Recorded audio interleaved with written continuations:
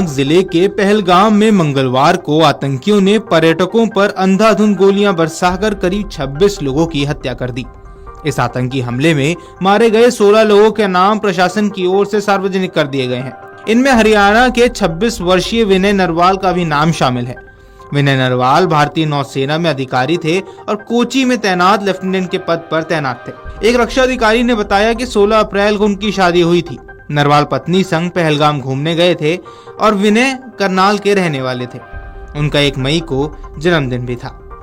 आतंकवादी हमले में मारे गए विनय नरवाल की मौत पर प्रतिक्रिया देते हुए भारतीय नौसेना ने कहा, chief of naval staff admiral Dinesh Tripathi और भारतीय नौसेना के सभी जवान पहलगाम में हुए इस कायरतापूर्ण हमले में लेफ्टिनेंट विनय नरवाल की मौत से सदमे में है। हम इस अकल्पनीय दुख की घड़ी में उनके परिवार के प्रति अपनी हार्दिक संवेदना व्यक्त करते हैं। भारतीय नौसेना भी हिंसा के इस जघन्य कृत्य में अपनी जान गंवाने वाले अन्य सभी लोगों के साथ पूरी एकजुटता के साथ खड़ी है। हमारी संवेदनाएं और प्रार्थनाएं पीड़ितों के परिवार के साथ है और हम घायलों के शीघ्र स्वस्थ होने की प्रार्थना करते हैं। पहलगाम आतंकवादी हमले में मारे गए लेफ्टिनेंट विनय नरवाल के करनाल स्थित आवास पर शोक जताने के लिए आम लोगों के साथ साथ राजनेता भी अब पहुंच रहे हैं। गम में डूबा परिवार बस आरोपियों को सजा दिलाने की मांग कर रहा है। लेफ्टिनेंट विनय नरवाल के दादा हवा सिंह ने मुख्यमंत्री नायब सिंह सैनी से कहा कि सीएम साहब, मेरा आपसे निवेदन है कि आरोपियों को सख्त से सख्त सजा दिलाओ। मैं प्रधानमंत्री मोदी से भी प्रार्थना करता हूं कि इस उग्रवाद को खत्म कराओ। आज मेरा पोता गया है, कल को किसी और घर का चिराग भी ये बुझाएंगे। अच्छा नहीं होगा। सीएम सैनी ने उन्हें सख्त कार्रवाई का आश्वासन दिया। उन्होंने कहा कि आतंकियों ने इस निंदनीय घटना को अंजाम दिया है तो बचने का सवाल ही नहीं है। मेरी परमात्मा से प्रार्थना है विनय को अपने चरणों में स्थान दे। ये घटना बहुत ही निंदनीय और कायरतापूर्ण है। विधायक जगमोहन आनंद ने पहलगाम आतंकवादी हमले में जान गंवाने वाले भारतीय नौसेना अधिकारी लेफ्टिनेंट विनय नरवाल के परिवार से मुलाकात की। विधायक जगमोहन आनंद ने कहा कि इस घटना की जितनी निंदा की जाए उतनी कम है। पूरा देश इससे आक्रोशित है। ऐसे आतंकियों को चुन चुन कर बदला लिया जाएगा। आतंकियों को इसकी सजा जरूर मिलेगी।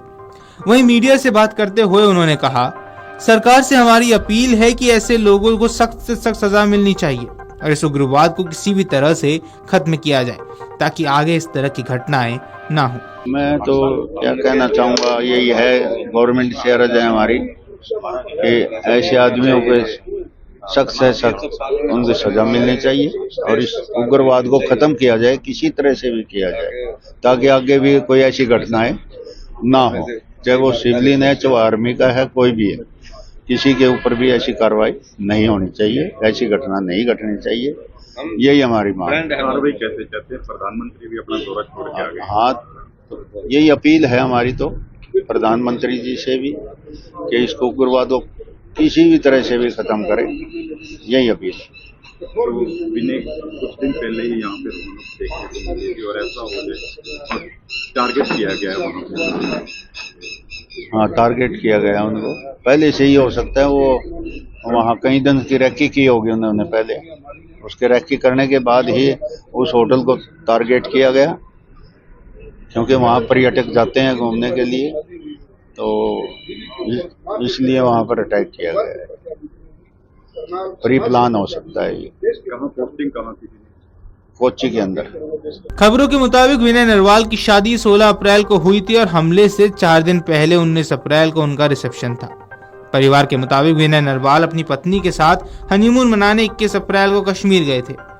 मूल रूप से हरियाणा के करनाल जिले के रहने वाले नरवाल ने 2 साल पहले ही नौसेना में नौकरी शुरू की थी। वीडियो डेस्क, अमर उजाला.com।